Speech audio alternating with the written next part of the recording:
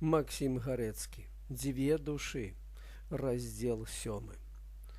Тая смутна ціхая пара, которую так любіў і которая стаяла ўваччу, калі думкі ляцелі да хатак Беларусі, яна ўжо даўно мінулася, калі ён прыехаў. Ужо даўным-даўно перайшлі тыя дні, калі слабнучае сонейка яшчэ прыпякала, а селянін першы раз сёлета паліў пад асеццю.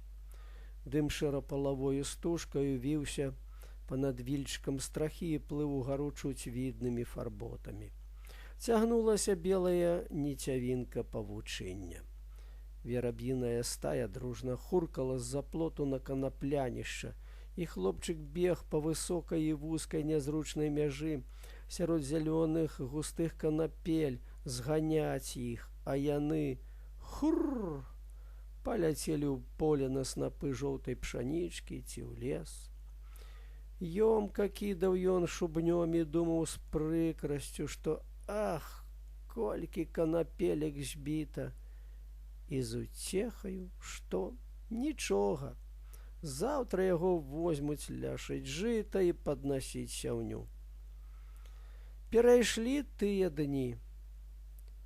Перайшлі ў яго там, дзе было прыгожае сонечнае ранне, курортны поезд бег ад мінеральных водаў пад Пяцігорск, надта рана, морыць сон, пасажыры дрэмлюць, усходзіць сонца, далякосці абгорнуты посеня залатою імглою.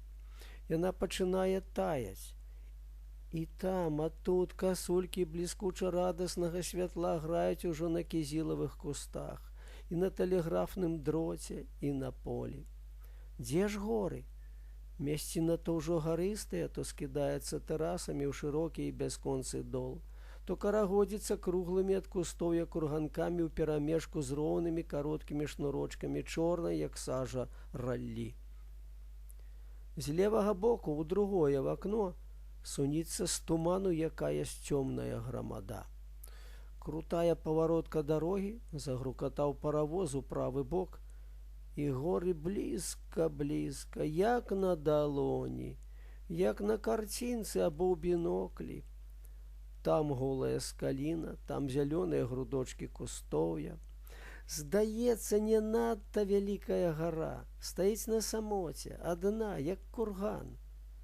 Адылі бягуць мінуты, далёка забег поезд.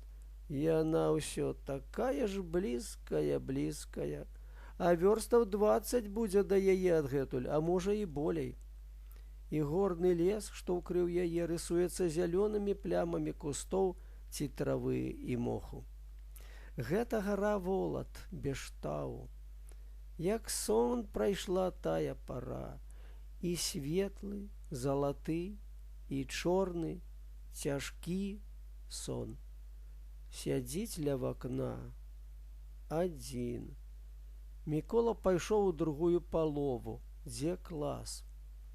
Па небе шпарка ляцяць цёмныя воблакі, распаўзаюцца, чапаюцца, збіраюцца ў адзін груд і засцяць неба. Смоўжам звілася над зямелькай брудна-шэрая грамадная пялёнка. Яна хавае сонца. Пачырванелі дробныя ручачкі ў хлопчыкаў і дзяўчынак, што з кніжкавымі торбачкамі цераз плячо бягуць па апусцеламу шляху, абсаджанаму з двух бакоў чарадою смутных бяроз. Сцюдзёна. З неба белым курам пыляцца сняжынкі, сіродкамі сыплюцца знедкуль з гары, з няяснасці. Выплываюць і мякка кладуцца на зямлю, на сучо бяроз, на ўбогую вопратачку дзяцей, на зімовыя шапачкі і хвустачкі. Няможна трываць. Як цяжка. Газет няма 3-й дзень. У сяле ходзяць нейкія дурныя чуткі. Быццам у Расіі будуць забіваць усіх чыста паноў. Быццам панскія двары сахою ўзаруць. І выплываюць абразы. Князь, белы, як крэйда, кажа з трыбуны, што на Беларусі няма класавага змагання. Вялікі груд бежанцаў, старыя дзеці, бабы раптам шалёна кідаецца на яго. Ростов-ля-Дону, станцыя. Каўказскі і маскоўскі сустрэчныя паязды стаяць побач цэлую гадзіну ці блізка таго. Клумлівая куламеса людзей, там усе нацыі і класы. Бітма набіла перон. Малады чарнявы прапаршчык з глыбокім смуткам у карых прыгожых вачах, гэта ён сам, ідзе ў залю першага класа, дзе па застолях сядзіць новая і даўнейшая публіка. Паны і мужыкі ў салдацкіх шынелях. Вунь там за асобным столікам у вугле селі ўдвух. Чорны лысенькі разумны армянін і кастамары сур'ёзны пан з калматымі чорнымі бровамі пры сівеючых валасах, з строткім паглядам. Нешта ўздумваецца. Ах, ды гэта ж яна казала, што такі яе бацька. Во душа, Мікола Мартынавіч, дагуляліся вы, радыкалы. На Каўказ захацелі, на самоту. А трэба даведацца сям'і, хмарна кажа той. Подаўга маўчыць. Мы работали, мы працавалі, з нічога стварылі многа, скажу я вам. Вядзе ён гутарку далей так, быццам адказвае на свае думкі. І каб гэткіх, як я, як мы, болей, а болей, Расія была б слаўна, заможна і магутна. Ды ці мы ж вінаваты, што ідуць зладзеі і гультаі і лезуць на месца, здабытае намі. Яны абодва злёгку аглядаюцца на яго і гамоняць паніжонымі галасамі. А не думае Мікола Мартынавіч, што побач сядзіць той, каторы любіў Алю, яго папсаваную багаццем дачушку. Не, ён яму не паможа. Апошняя надзея праходзіць міма. І клумлівая куламеса людзей з перона раптам шалёна кідаецца на яго і лысенькага армяніна. І душа дваіцца, дзве душы. Тая, што плакала і жалілася на другую, на што яна мучыць яе падманкамі, цяпер цвярдзее, але робіцца нядобраю, набірае ўсё болей нейкай калянасці і нават жорсткасці. Няхай сабе тая плача па нейкай паненцы. Ёй не шкода, і яна не здрыгнецца, калі дзікая людская куламеса пашарпае на шматкі і князя, і Макасея мільёншчыка, і разумца армяніна. Ёй не шкода, а тая, другая, падумала і здрыгнулася. Плывуць абразы. Бывае так, што сярод холаду, шэрасці, пустэльнасці і нуды асенняй прыроды, сярод прыкрага надвор'я, самай позняй восені на небе неяк неўпрыцям прагаліцца маленькі сіненькі лапечак. Адзін, другі, трэці.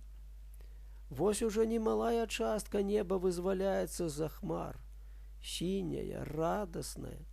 Яшчэ лёгка плывуць па яе берагах прыгожыя фарботы цёмных пасяродку і белых наўкол болачак. Яшчэ вісіць чорная палавая туча далёка-далёка над лесам. Як слова, яна там дужа добра ўчапілася. А зірніце, зірніце скарэй, як вунь там шпарка перасунулася астатняя срэбная хмарка цераз сонца. Бліснуў з неба першы сноп светлага калосся на крылі пруда ветрака, перабег залатой пасцілкаю цераз папоў сад, і ўсё весялее, робіцца прыгожым. Ціхенька варухнуліся галінкі на старой бярозе, убачыўшы сонца. І мякчэйшай хоча быць мёрзлая груда пад нагамі дзяўчыны, што схапіла вёдры, бяжыць вады, бяжыць і нечага смяецца. А Сонейка забылася, забавілася, любуецца на дзявоцкае прыгаство. Бывае так. А там ізноў шэрая нуда. Белы тварык з бліскучымі чорнымі вачмі і пасмачкамі, а ў тых вачах радасна вясёлы, ціхі смех. Стаіць Аля ў сонечным арэоле, і ўсё весялее, робіцца прыгожым. Аля, Аля! Ах! Аднойчы распачаў гутарку аб яе паглядах на паходжанне з роду, багацце і як уважае палітычныя пытанні.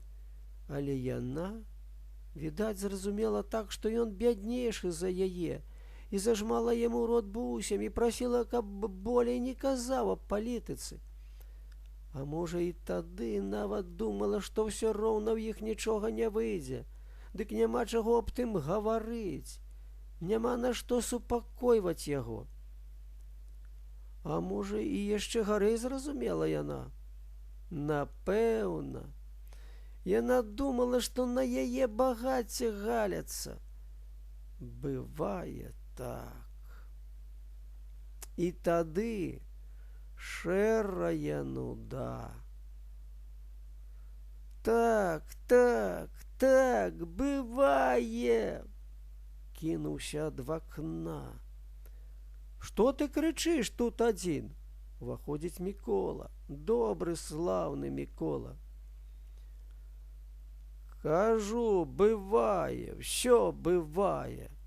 Вось уздумаў на аднаго знаёмага Міколу Мартыновича, цёзку бач твайго. Ніколі не бачыў яго, а як жывы стаіць мне ўваччу.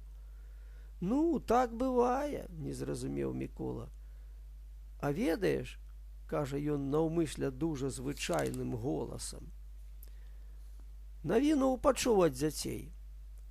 Крупкі учора таксама, ведаеш, разбіты мужикамі. Дом, ведаеш, братка, спалілі. Нічога, бацька паспеў уцячы ў Магілёў. Ездзілі нашы на станцыю, даведаліся. Дык вось, ведаеш, цябе тут ніхто не знае, не думай. А бацька, аднак, паспеў жа ўцячы. Ах, так, крупкі, дзе я радзіўся, дзе я рос, дзе вісеў партрэт надменнай прыгажуні Полькі, што людзі казалі, твая матка, яна памёрла, як ты радзіўся. Забілі мужыкі. Даведаўся я. Крупкі, касавіца, сенажаць, маленства. А ну, чорт ты з ім, ці не ўсё роўна? Так, ці не ўсё роўна? Дачка ляснічага Іра кахала мяне, а не прызналася, бо не мела веры, каб я, багатыр, узяў яе, мяшчанку, без пасагу. Я люблю Алю, а павінен даць дарогу князю. Якая дурата! І чорт з ім, з усім! Чорт і з ім! Мармочыць ён і палохае Міколу. Што ты кажаш? А?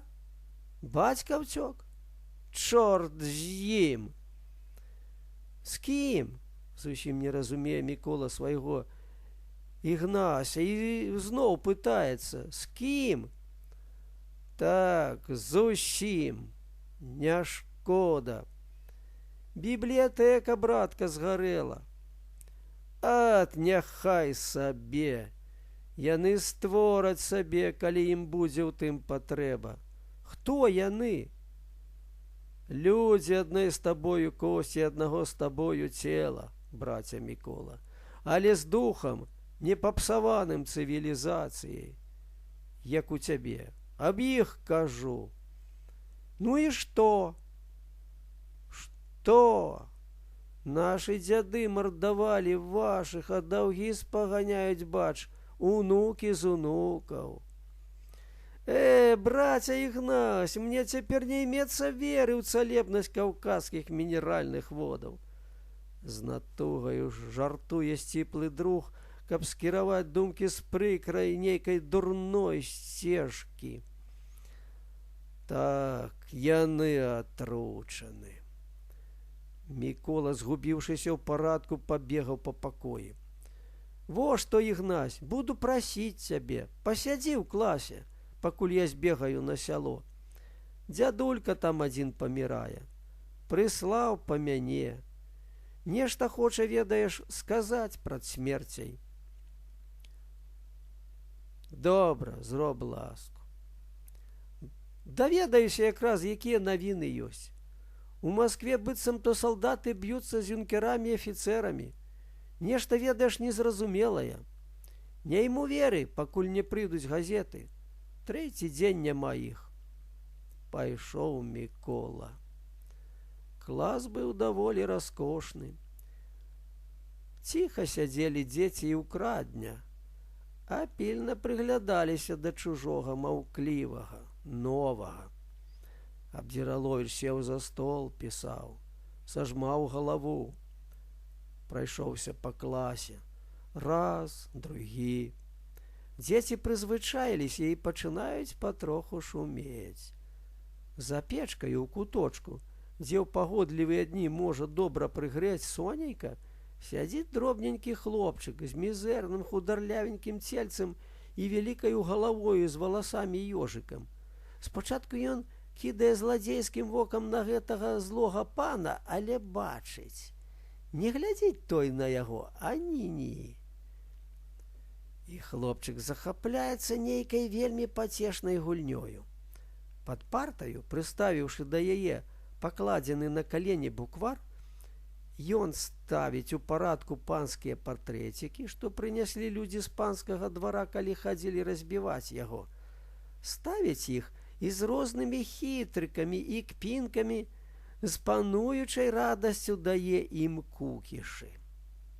Абдзіраловіч нарэшце заўважае, што хлопчык вырабляецца.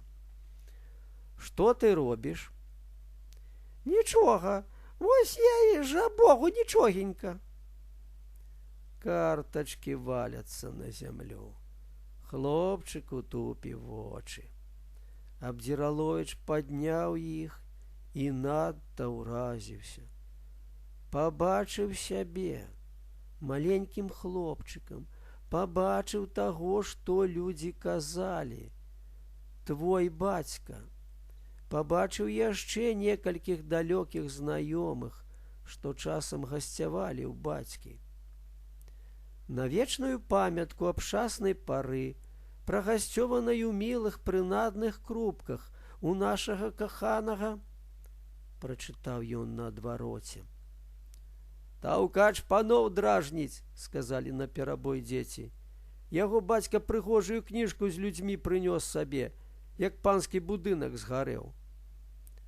Разнародныя пачуцці збунтаваліся ў яго і пакаціліся вялікім непрыемным клубком.